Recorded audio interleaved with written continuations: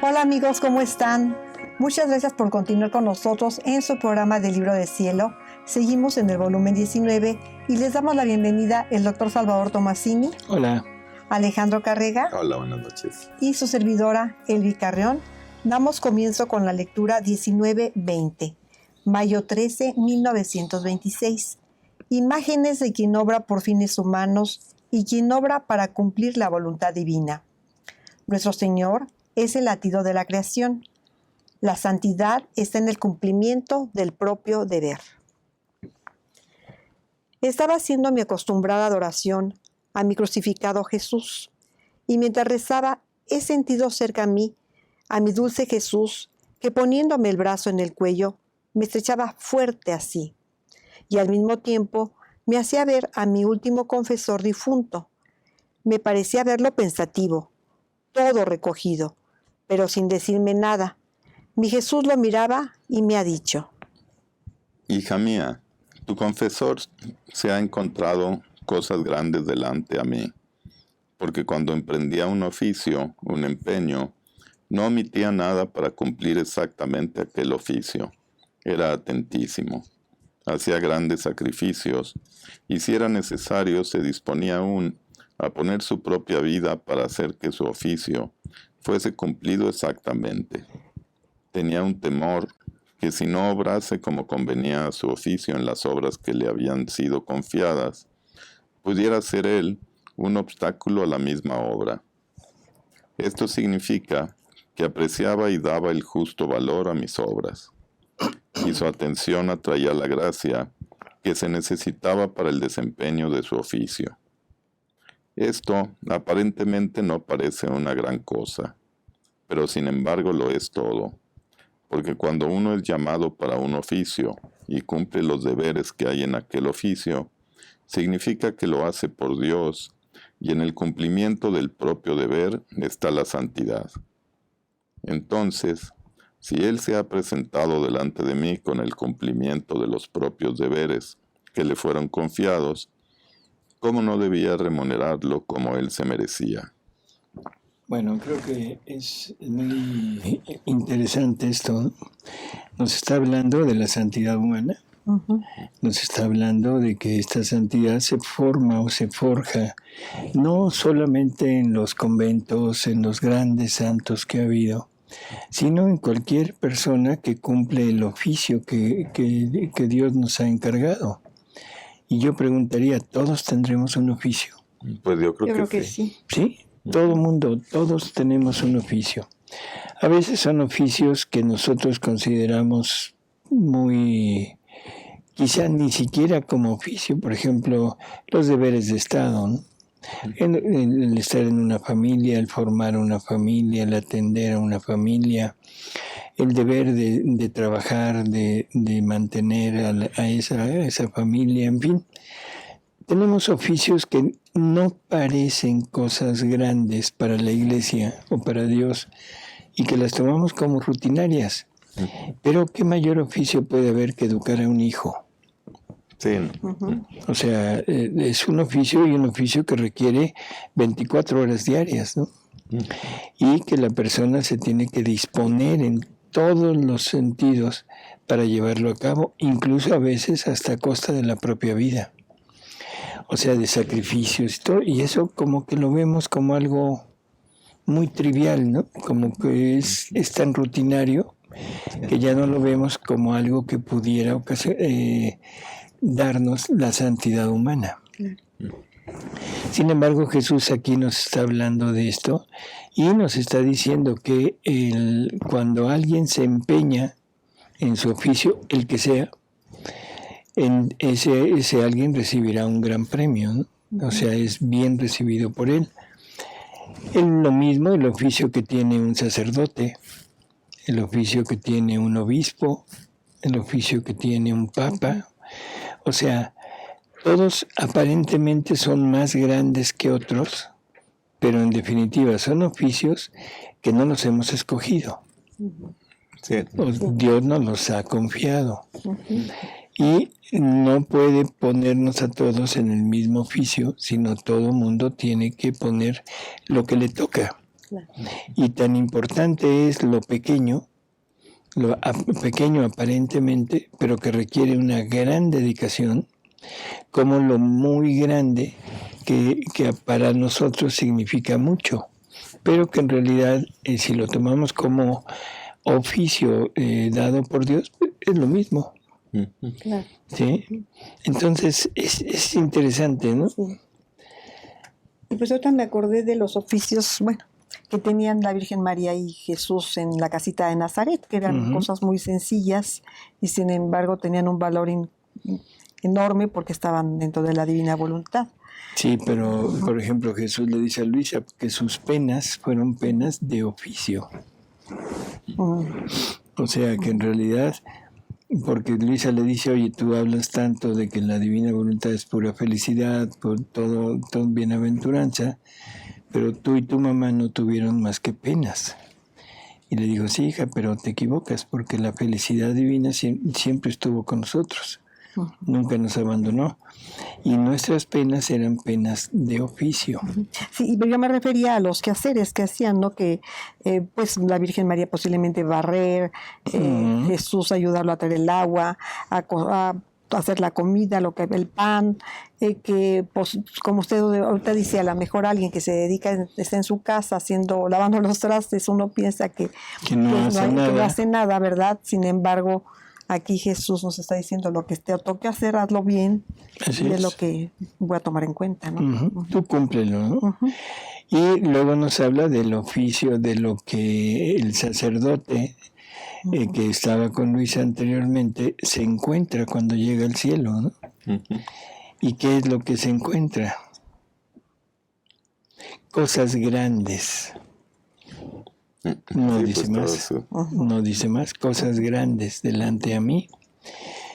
Y esas cosas grandes y esa felicidad que seguramente le corresponde, o sea, era porque cuando emprendía un oficio no omitía nada para cumplir exactamente aquel oficio. O sea que era atento. Eso es lo que le valió encontrar cosas grandes en el cielo. Sí, lo que estoy pensando ahorita también es que a lo mejor ahorita vemos oficios muy importantes como un presidente o como decía usted ahorita, un obispo, un cardenal, algo así. Pero son los tiempos que estamos viviendo ahora, porque ya instalado el reino, pues ya no van a hacer falta gobernantes. Jesús dice que ya no va a haber gobierno. Que ya cada quien de alguna forma va a estar conectado con él, ¿no? Bueno, yo creo que aquí necesitamos entender algo. Es eso de que no habrá gobiernos, o sea, yo creo que se refiere al gobierno personal. O sea, la santidad será una santidad entre él y nosotros. O sea, total. No habrá esas, ¿cómo diríamos? Esos intermediarios, ¿no? Que no haya gobiernos en sentido de civiles, pues ojalá y fuera cierto, que volviéramos a una teocracia, ¿no? O sea, un Dios gobernándonos. Dios nos gobernará a nosotros en sentido personal y bueno, probablemente pudiera abrirse eso al nivel social.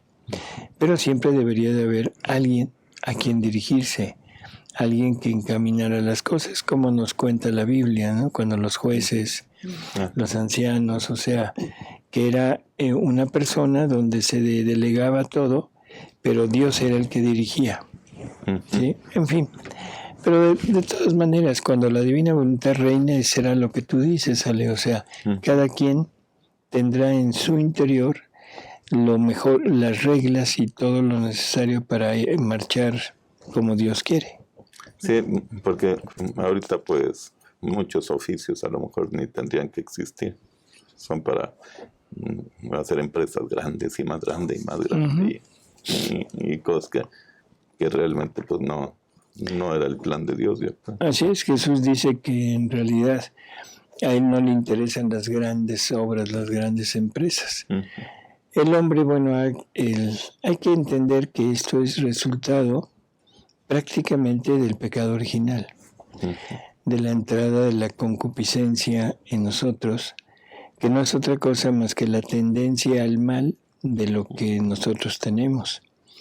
Nosotros tenemos en nuestro interior miserias que nos deberían de servir para poder tener virtudes, pero que en caso contrario, por el efecto de la concupiscencia, las alimentamos, las estamos engrandeciendo, esas miserias, y entonces siempre queremos más.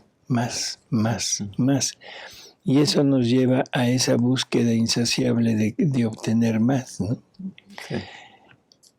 También hay que entender que la ciencia, como tal, es como el objeto que nos debería de conducir a descubrir y entender los pasos de Dios en la creación.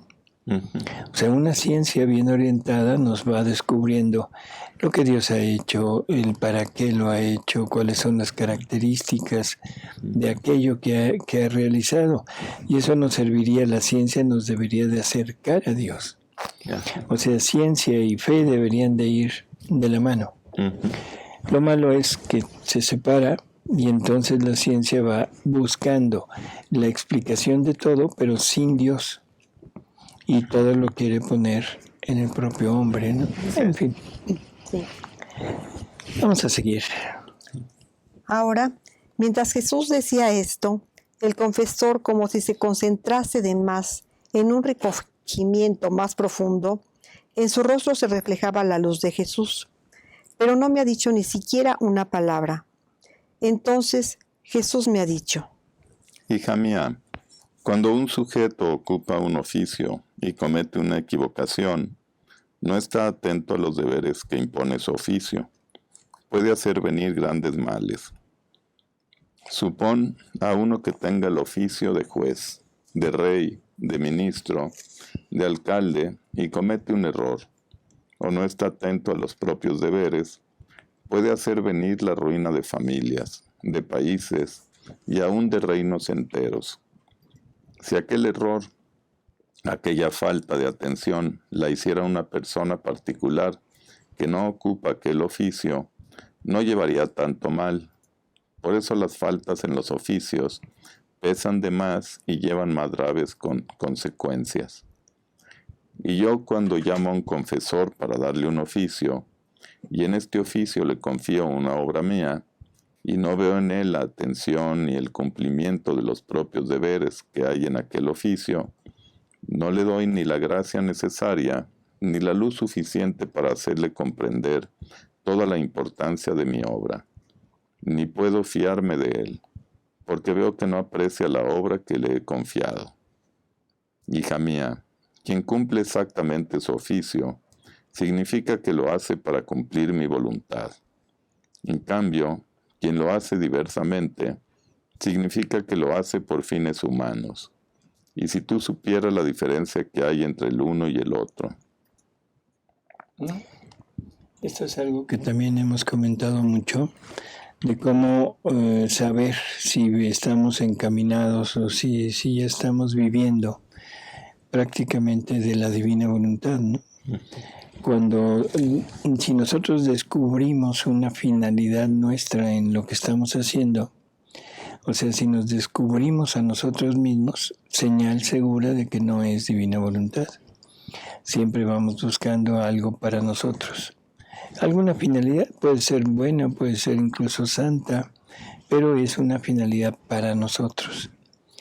Si no nos encontramos a nosotros y nada más encontramos la finalidad de la gloria de Dios, del amor a Dios, en fin, ahí ya no entramos nosotros, ¿sí? Entonces ahí podemos hablar de que estamos prácticamente viviendo ya en esta divina voluntad.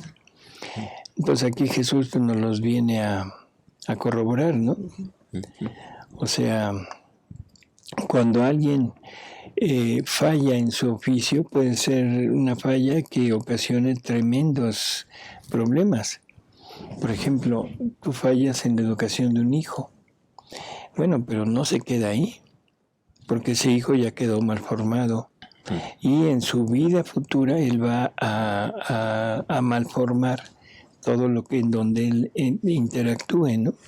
Si forma una familia, lo probable es que vaya a tener problemas en esa familia. Si tiene hijos, bueno, pues los problemas que él les pase a los hijos serán lógicamente superiores a los que los padres le pasaron a él. O sea que no se queda el mal en uno, sino que se expande, ¿no? No por herencia del mal, no por herencia del pecado, sino como consecuencia de lo que se hizo, de las acciones. Así que esto es importante, o sea, no fallar nunca en nuestro oficio, no cometer errores, estar siempre atentos y sobre todo estar siempre dispuestos a cumplir nuestro oficio. No a omitirlo, dejarlo por cansancio, por interés, por lo que sea, ¿no? ¿Y cuántas personas que tienen a su cargo mucha gente y demás, que a veces por omitir algo, por omisiones, no lo hacen y ponen en peligro tantas vidas se han quedado ahí, ¿no? Uh-huh. Cuando una persona no es completamente responsable de lo que está haciendo. Así es. Uh-huh. Es como había un chiste que dice, alguien dice, hay muerte en paz y muerte fea, digamos, ¿no? Intranquila. Y dice, por ejemplo, mi tío murió en paz, le dio un infarto y se murió. Ah, perfecto. Y la intranquila, pues todos los pasajeros que venían en su camión cuando le dio el infarto. Sí, murió en paz, pero los pasajeros no, exactamente. Ah, bueno. Entonces ahí tenemos un ejemplo de muerte en paz. Sí. Ok. Seguimos. Sí, digo, de la responsabilidad de una persona y que de las otras, claro, ¿no? Sí, así es. No era nada más por decir el chiste. Uh-huh. Mientras estaba en esto, veía 2 personas delante de mí. Una que iba recogiendo piedras, trapos viejos, hierros herrumbrosos, pedazos de yeso, cosas todas de gran peso y de poquísimo valor. Pobrecito, padecía, se fatigaba, sudaba bajo el peso de aquellas porquerías, mucho más que no le daban lo necesario para quitarse el hambre. El otro iba recogiendo granitos de brillantes, pequeñas gemas y piedras preciosas, todas ellas cosas ligerísimas, pero de valor incalculable. Y mi dulce Jesús ha agregado: aquel que va recogiendo porquerías es la imagen de quien obra por fines humanos. Lo humano lleva siempre el peso de la materia. El otro es la imagen de quien obra para cumplir la voluntad divina. ¿Qué diferencia entre el uno y el otro? Los granitos de diamante son mis verdades, los conocimientos de mi voluntad, que recogidos por el alma forman tantos brillantes para sí. Ahora, si se pierde o no se recoge alguna de aquellas cosas sin valor, no hará casi ningún daño. Pero si se pierde o no se recoge uno de aquellos granitos de brillantes, hará mucho daño, porque son de valor incalculable y pesan cuanto puede pesar un dios. Y si se pierde por causa de quien tiene el oficio de recogerlos, ¿qué cuentas dará él, habiendo hecho perder un granillo de valor infinito, que podía hacer quién sabe cuánto bien a las otras criaturas? Bueno, esta es una imagen de lo que acabamos de oír, ¿no? O sea, la persona que no se ocupa de su oficio, en realidad lo que está haciendo es ir recogiendo cosas sin valor. No importa lo grande de lo que haga, de la obra que haga, pero en forma espiritual definitivamente no tiene valor. Uh-huh. El otro va recogiendo cosas espirituales que son de valor infinito, un diamante, una piedra preciosa, y con poco esfuerzo puede tener grandes obras. Esto es una de las cosas que a veces se nos dificulta el poderlo comprender. Generalmente tenemos la idea de que el santo O sea, en la persona que se vuelve santa debió haber hecho cosas muy grandes y cosas que le deben haber costado muchísimo trabajo. En realidad, bueno, desde el punto de vista de la santidad humana, de las virtudes, tienen toda la razón. Pero ahora, comparado con la santidad divina, o sea, ¿qué es más grande? Todos los esfuerzos que haya hecho una persona durante toda su vida, todas las penurias, todas las carencias que haya tenido, o sea, ¿qué son ante un acto de Jesús? Sí, no son nada. Prácticamente nada. Bueno, pues esa es la enorme diferencia.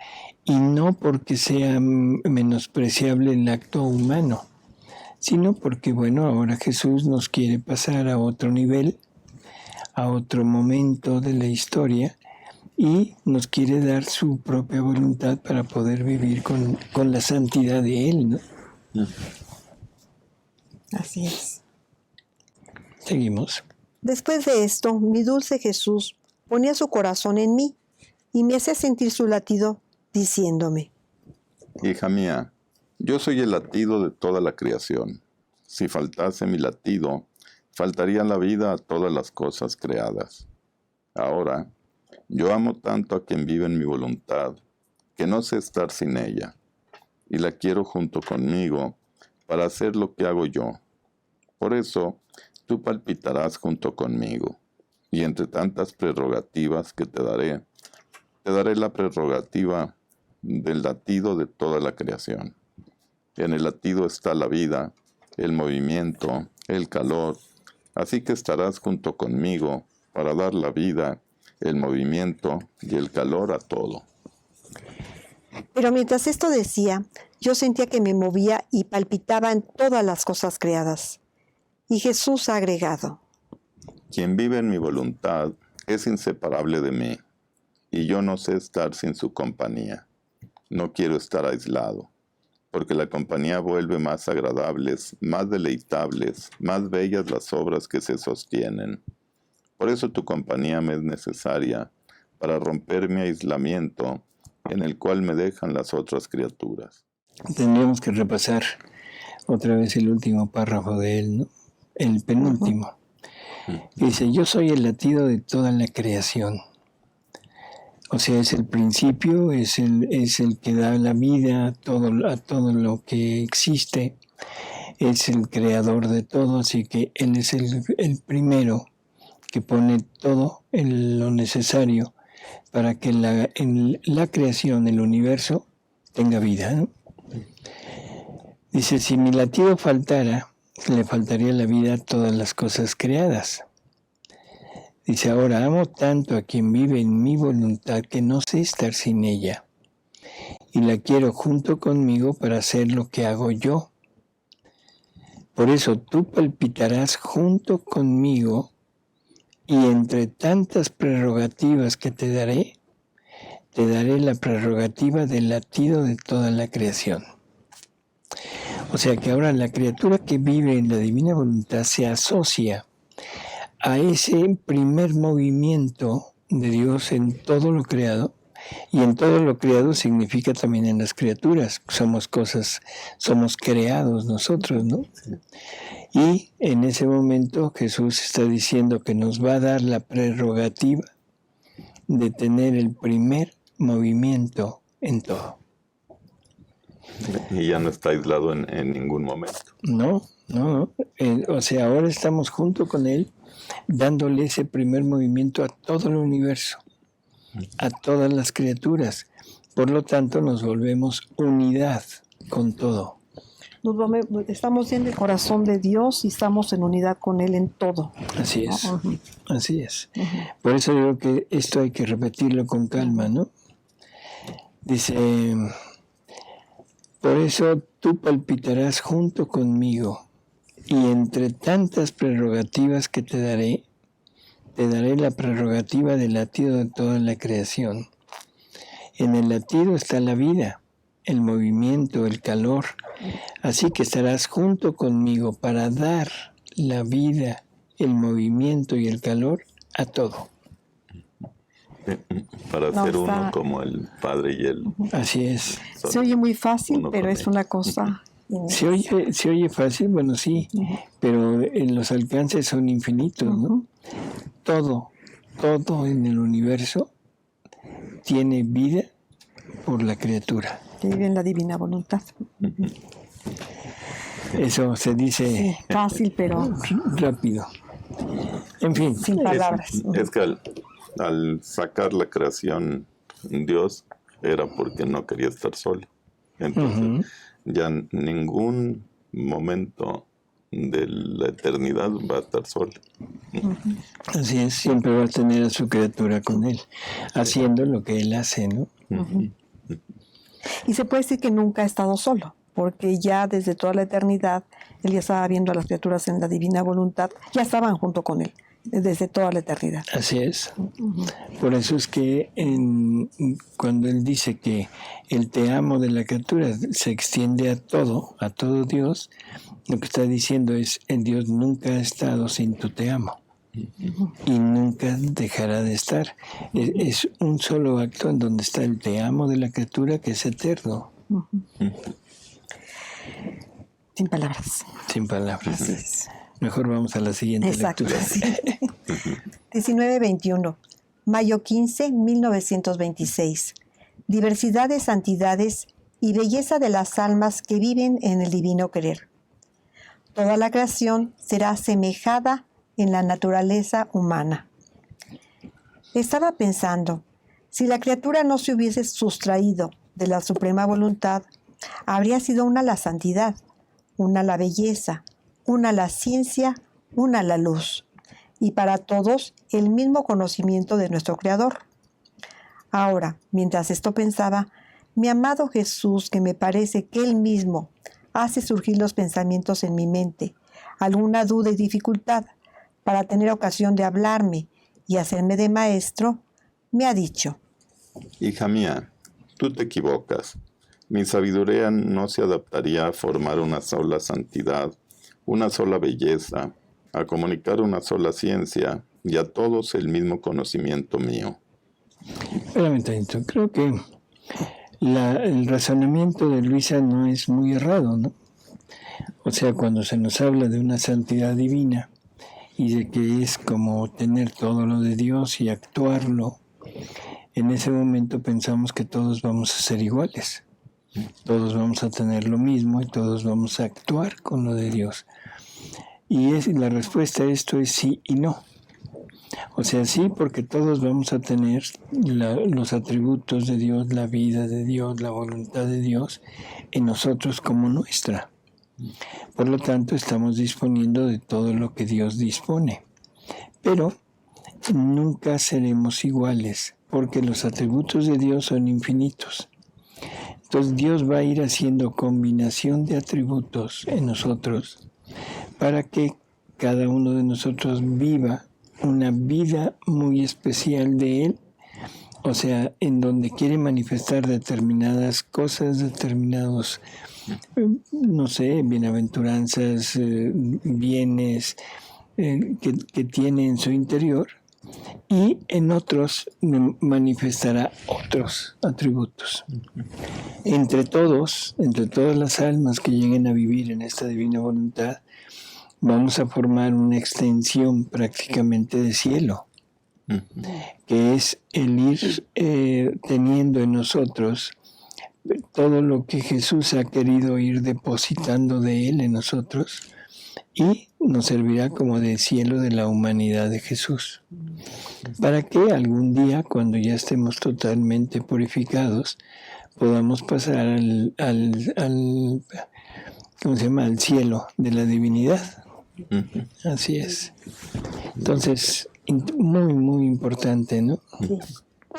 Mi sabiduría no se adaptaría a formar una sola santidad, una sola belleza, a comunicar una sola ciencia y a todos el mismo conocimiento mío. Mucho más porque habiendo sumo acuerdo entre mi voluntad y la de ellos, el reino de mi voluntad habría tenido libre su campo de acción. Por lo tanto, habrían sido todos santos, pero distintos el uno del otro. todos bellos pero variados, una belleza más bella que la otra, y según la santidad de cada una, debía comunicar una ciencia distinta. Y con esta ciencia, quien debía conocer de más un atributo, quien debía conocer de más algún otro atributo de su Creador. Tú debes saber que por cuanto podamos dar a las criaturas, apenas toman las gotitas de su Creador. Tanta es la distancia entre Creador y criaturas. Siempre tenemos cosas nuevas y distintas para dar, y además, si la creación fue creada por nosotros para deleitarnos, ¿dónde habría estado nuestro deleite si hubiéramos formado de la criatura una sola santidad, dado una sola belleza y un solo conocimiento de nuestro ser incomprensible, inmenso e infinito? Nuestra sabiduría se habría rehusado a hacer una sola cosa.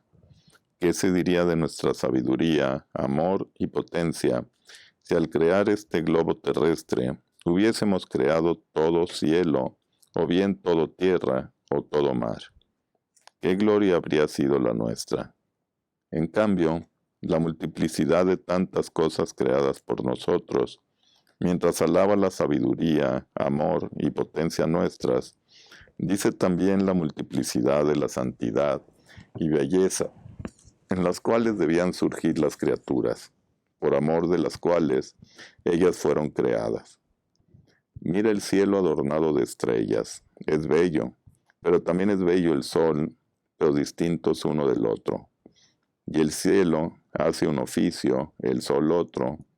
El mar es bello, pero también es bella la tierra florida, la altura de los montes, las llanuras extendidas, pero tienen la belleza y el oficio distintos entre ellas. Un jardín es bello, pero cuánta diversidad de plantas y de bellezas hay en él. Está la pequeña florecita, bella en su pequeñez. Está la violeta, la rosa, el lirio, todas bellas, pero distintas en el color, en el perfume, en la grandeza. Está la plantita y el árbol más alto. ¿Qué encanto no es un jardín cuidado por un experto jardinero? Ahora, hija mía, también en el orden de la naturaleza humana, habrá quien sobrepasará el cielo en la santidad y en la belleza, quien al sol, quien al mar, quien a la tierra florida, quien a la altura de los montes, quien a la pequeña florecita, quien a la plantita, y quien al árbol más alto. Y aunque el hombre se sustrajo de mi voluntad, yo multiplicaré los siglos para tener todo el orden y multiplicidad de las cosas creadas y de su belleza en la naturaleza humana, y aún sobrepasarla en modo más admirable y más encantador. Conclusión. Todos bellos, todos santos, divinos, pero todos diferentes. Nadie podrá decir yo soy más útil o más bello que los demás, porque la utilidad, la belleza va a estar en la unidad, ¿no? Igual que la creación. Vamos a poner este mundo. Podríamos decir qué bello hubiera sido que todo hubiera sido, no sé, bosque. Pero nos hubiera faltado toda la utilidad del mar, de la selva, del desierto. O sea, toda esa diversidad es lo que conforma la belleza y la utilidad de aquello. Que todo hubiera sido cielo. ¿Y entonces dónde nos apoyamos? Sí, en fin. Entonces, en la santidad divina, o sea, es prácticamente lo mismo, igual que en la santidad humana. En la santidad humana ha habido diferentes, como digamos, características, ¿no? La santidad de la pobreza, la santidad del martirio, la santidad de la predicación, en fin, pero son diferentes. Y una, pues como pruebita así de cómo Dios ama a todos y a todos nos ve bellos, es que los papás siempre a quien más quieren es a su hijo. Es que feíto, pero siempre no le digas que está feíto. no, pero a lo que me refiero es que ahí se ve como todos reciben el mismo amor, digamos. Claro. Visto desde los papás, bueno, más o menos es una imagen Entender que sí es posible. Así es. Es que la fealdad, visto desde este punto de vista, la fealdad es un concepto humano. Sí. Dios no crea cosas feas, ¿no? Y el humano es el que las vuelve feas cuando se separa, o el que tacha determinadas características como bello y bonito. ¿Por qué decimos, por ejemplo, no sé, que algún animal puede ser feo? Bueno, puede ser feo para ti, pero para la otra persona es un animal bello. Sí. Ahorita me recordé de cierto animal. De cucarachas y cosas. Hay personas que les encantan las tarántulas. Hay personas que no las pueden ver. No las pueden ver. O sea, es subjetivo. La fealdad y la belleza desde el punto de vista humano es subjetivo. Desde el punto de vista divino, todo es bello porque todo ha sido creado por Él. Todo manifiesta algún atributo de Él, el valor de un acto divino, y sobre todo tiene un oficio, y todas las cosas creadas, animales, vegetales, minerales, cumplen estrictamente la voluntad de Dios. Ninguno se ha salido de la voluntad de Dios. El único que se ha salido somos nosotros. Sí. Y aquí dice Jesús, ¿verdad? Dice, yo multiplicaré los siglos para tener todo el orden y multiplicidad de las cosas creadas y de su belleza en la naturaleza humana. Así es. ¿No? O sea, que él lo valora. Que cada cosa tiene su belleza. Así es. Bueno, pues amigos, gracias por haber estado con nosotros. Nos despedimos, Elmi. Gracias, doctor. Alejandro. Gracias doctor. Alex. Y nos vemos en el próximo, amigos. Hasta luego. Muchas gracias, amigos. Hasta luego.